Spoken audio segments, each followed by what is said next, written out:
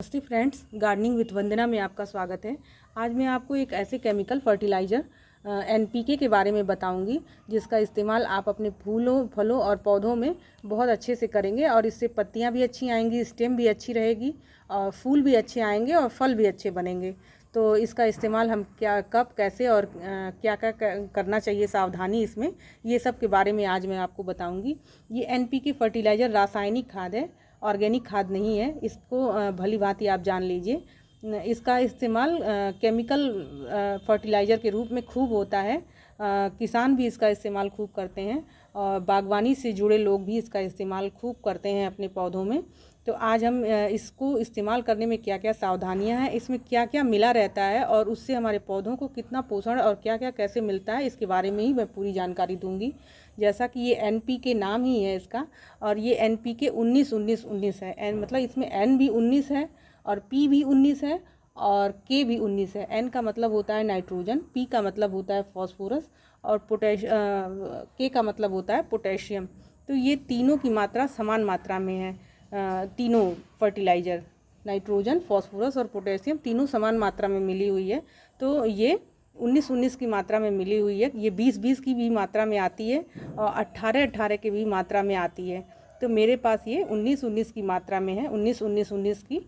तो आप इसका इस्तेमाल और इसके फ़ायदे और इसके नुकसान के बारे में आज मैं बताऊंगी। तो सबसे पहले हम किसी भी खाद के बारे में, क्या हमारे उसके फ़ायदे हैं, क्या नुकसान है, उसको डीपली जान लेना बहुत ज़्यादा आवश्यक है। तो एनपीके में नाइट्रोजन का क्या महत्व है, फॉस्फोरस का क्या महत्व है और पोटेशियम का क्या महत्व है, इसके बारे में आप सबसे पहले जान लीजिए। तो सबसे पहले मैं नाइट्रोजन के बारे में बताती हूँ कि इसका पौधों में क्या रोल है।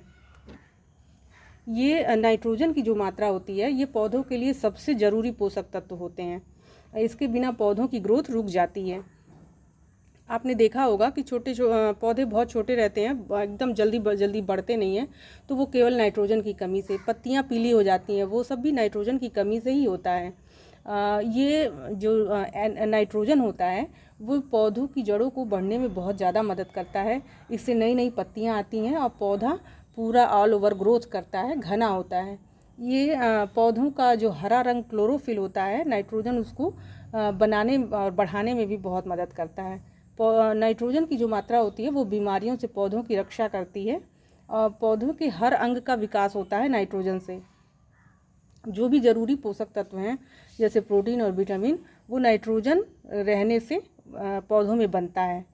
तो ये है नाइट्रोजन का रोल पौधों में।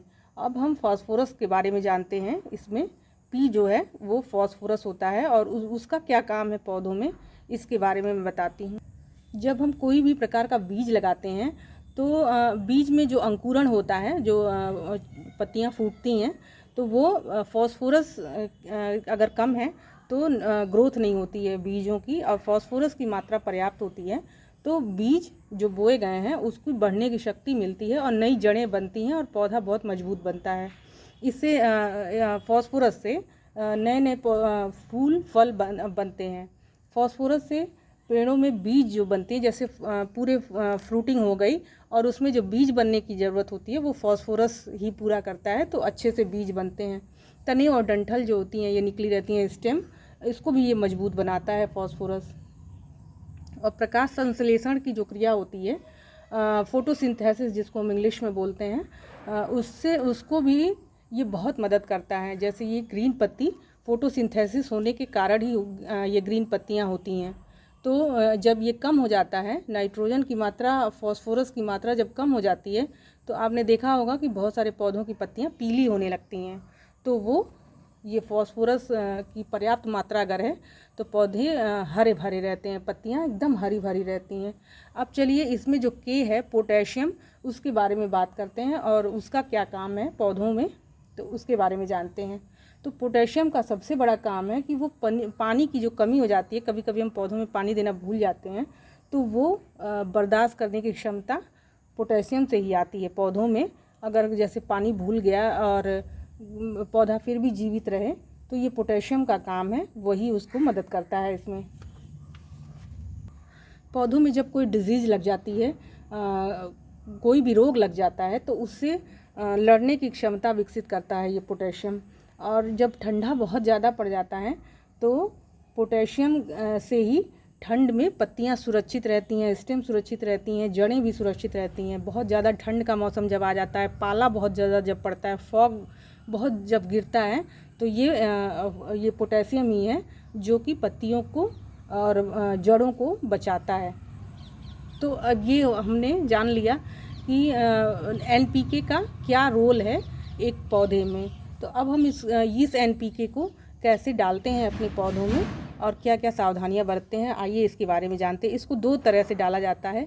एक तो ये देखिए, ये मिट्टी में डाला जाता है और एक फोलियर स्प्रे किया जाता है, इसकी पत्तियों पर फोलियर स्प्रे किया जाता है। तो इसमें इन दोनों में बेस्ट क्या है उसको भी बताती हूँ। इसमें सबसे ज़्यादा बेस्ट है पत्तियों पर छिड़काव करना। पत्तियों पर छिड़काव करने से ये 3 से 4 दिन में ही रिजल्ट दिखाता है, और मिट्टी में डालने से मिट्टी के माध्यम से और फिर जड़ें लेती हैं और जड़ों के माध्यम से फिर ये स्टेम और पत्तियों तक आता है और पौधों को पोषण मिलता रहता है। अब हमें इसको कितना इस्तेमाल करना है अपने एक प्लांट में। ये 8 से 10 इंच का गमला है, 8 इंच का गमला है ये, और 8 इंच का, 10 इंच का, 12 इंच के गमले में इसको कैसे इस्तेमाल करते हैं मैं इसके बारे में अब बताती हूँ। अगर इसको मिट्टी में इस्तेमाल करना है तो 1 लीटर पानी में 2 ग्राम की मात्रा ये मिलानी है। मैं मिला के आपको दिखाती हूँ। ये देखिए, ये 1 लीटर का मग होता है ये, और इसमें हम 2 ग्राम के करीब यानी आधा चम्मच हम डालते हैं। मैं दिखाती हूँ, ये देखिए, ये आधा चम्मच है। इसको हम पानी में डालते ही ये देखिए डिज़ोल्व हो गया, और हम इसमें जो एक बार ही घुमाएंगे ये पूरी तरह से घुलनशील होता है और तुरंत पौधे में मिल जाता है। तो हम इसको डाल देते हैं और फिर हम इसको पौधे में मिट्टी में देते हैं। इसको कैसे देना है, ये देखिए, हमने ये मग लिया और इसमें ऐसे किनारे किनारे हमने डाल दिया। तो इसको ऐसे जिन जिन पौधों में ज़रूरत है उस हिसाब से आप डाल दें। ये देखिए, हमने डाल दिया है। तो इसको डालने का ये तरीका है, और दूसरा जो तरीका है वो इस तरह से इसको स्प्रेयर में भर करके 1 लीटर, ये लगभग 1.5 लीटर का, 2 लीटर का है ये, देखिए इस पे लिखा भी हुआ है 2 लीटर का है। तो पूरा भर के 1 चम्मच हमको लेना है और इसमें मिला के और पूरी पत्तियों पे छिड़काव कर देना है। इससे ये काम करता है। और इसको कितने दिनों में यूज करना है इसके बारे में भी जान लीजिए कि इसको 20 से 30 दिनों में एक बार इस्तेमाल करते हैं। अगर एक बार आपको 20 से 30 दिनों में एक बार इस्तेमाल कर लिया तो अगले 20 से 30 दिन के बाद ही इसका इस्तेमाल करें। अब जल्दी जल्दी इस्तेमाल करेंगे तो पौधे आपके जल सकते हैं, क्योंकि ये रासायनिक खाद है, ऑर्गेनिक खाद नहीं है। ऑर्गेनिक खाद का यही सबसे अच्छी बात रहती है कि उसको अगर कभी ज़्यादा भी डाल दें तो नुकसान नहीं करता, लेकिन रासायनिक खाद में हमें इस बात का विशेष ध्यान रखना रहता है कि ये ज़्यादा ना होने पाए। कम होगा तो चलेगा, लेकिन ज़्यादा रहेगा तो नहीं चल पाएगा, इससे पौधों की पत्तियां जलने लगती हैं। इस एनपीके रासायनिक खाद का इस्तेमाल हम गर्मियों में नहीं करना चाहिए, या मई जून के महीने में, गर्मियों का मतलब मई जून का जो महीना होता है उस महीने में नहीं करना चाहिए, क्योंकि उस समय बहुत ज़्यादा गर्मी पड़ती है।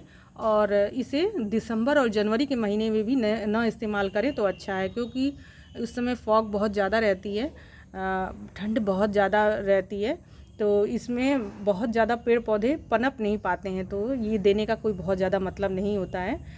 इसको सितंबर में, अक्टूबर और नवंबर महीने में खूब इस्तेमाल किया जाता है। आप फरवरी मार्च के महीने में इसका इस्तेमाल करेंगे तो आपको बहुत अच्छा रिजल्ट मिलेगा इस एनपीके खाद का।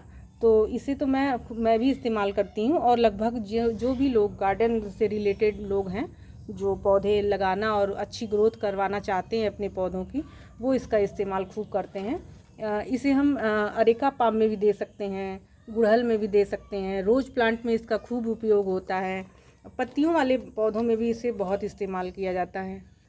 एनपीके के इस्तेमाल से पौधे की जो पत्तियां होती हैं वो बहुत ज़्यादा चमकदार, शाइनी होती हैं और वो देखने में बहुत अच्छी लगती हैं, इसलिए इसे शो प्लांट में भी बहुत ज़्यादा इस्तेमाल किया जाता है।